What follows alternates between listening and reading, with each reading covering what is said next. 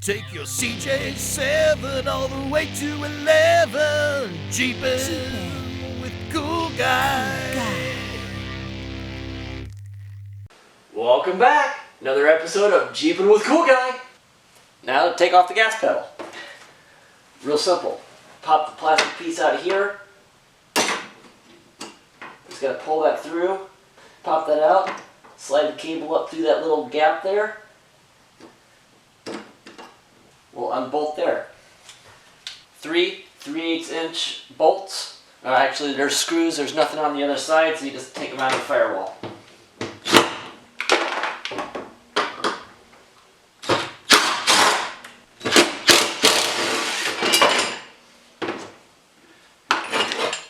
Gas pedal removal. This Jeep stuff is so hard. This is your Jeep PSA. Bag and tag. Alright, what other fun pieces can we take out of here? Let's go with the parking brake. To remove the parking brake, it consists of 2 bolts right here on the firewall, 1 and 2, and then another one underneath. Let's take these off first. Everybody take bets. What size bolt or nut do we think this is? I'm going to go with 1/2 inch.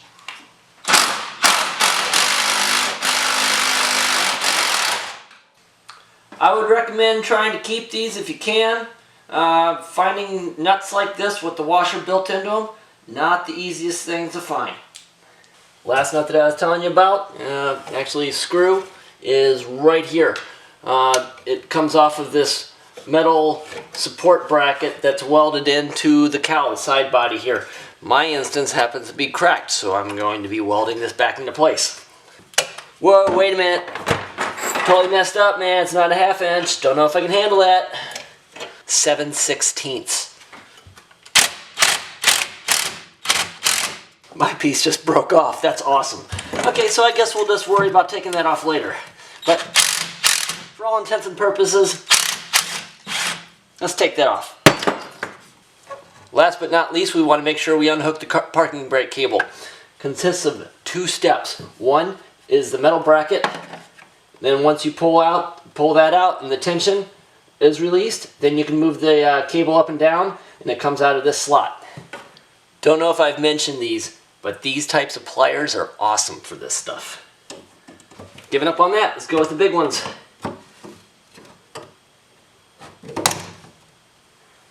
Pulls that out. That's our little tension bracket. You want to release the tension on the parking brake adjuster arm underneath the vehicle.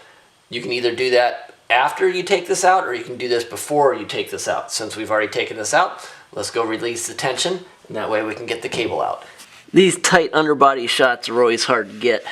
So this is your parking brake adjustment arm. This long half C-shaped. It's got 2 nuts on the end of it. So you need to loosen up those 2 nuts. So I've opted for the 1 ratcheting wrench and little tiny vice grips to hold on to the cable. Ultimately, the goal of loosening up the tension was so that we could get this thing nice and loose and be able to pull the bracket out. We'll take the cable out later, but I don't really want to deal with that because then we start getting into the back brakes, and that's another episode later. Once you get that tension released, you should be able to grab a pair of pliers, needle nose I think, preferably, and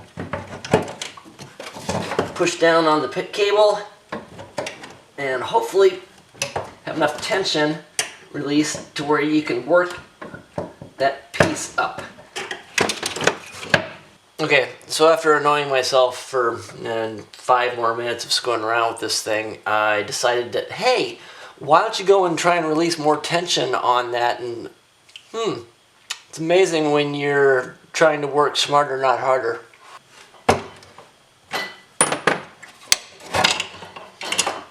Well, that was just a treat, wasn't it? Alright, there you go.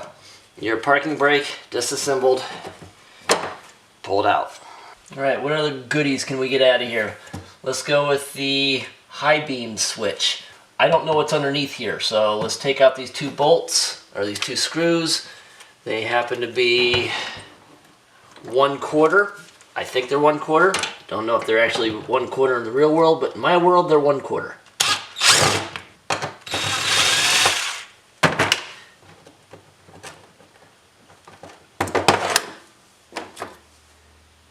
Okay, I guess the switch just connects to the wire and it gets bolted in or screwed in. That's about it. I thought there was something more to it. Last but not least, we got the clutch and brake assembly. There's one cotter pin here for the clutch, and then there's one cotter pin over here for the master cylinder. So we got to take both of those cotter pins out first. This one's an easy one to pull out for the most part. There's that one. This one is just a straight up cotter pin that you need to straighten out the back of. I've already done. Or, well, here's what I'm finding out. My cotter pin happens to be rusted in place. So that's why it's not going anywhere. Snap them off, deal with it later. Retaining washer. Let's get a hole punch and pop that thing out later. Okay, I'm finding that there's also a pin on the other side that the master cylinder piston is held into. Retaining washer. It's right on the inside of the cotter pin. There's that one. And then there's the tension washer. And then there's 4 bolts. Nuts on the back side of here. Using a socket wrench on the head of the bolt on the other side, just so that these things don't sit there and spin. Here's the bolt that's on the other side that holds in the master cylinder plate. Looks like I'm only going to be able to get 2 out with the impact wrench. The others I'm going to have to do by hand. So interestingly enough, they apparently didn't want you to take this plate off because they've got these bolts or these nuts positioned in a way that you have to wedge a wrench into them just to be able to get it onto the head. So I'm going to unscrew it from the other side. I hope you will get to the point where you can release enough of the tension on that nut and bolt to be able to hand screw it off from the other side. So I've got my hand on the other side of the firewall taking out the bolt. I can loosen that up. There's your other bolt. 1 more to go.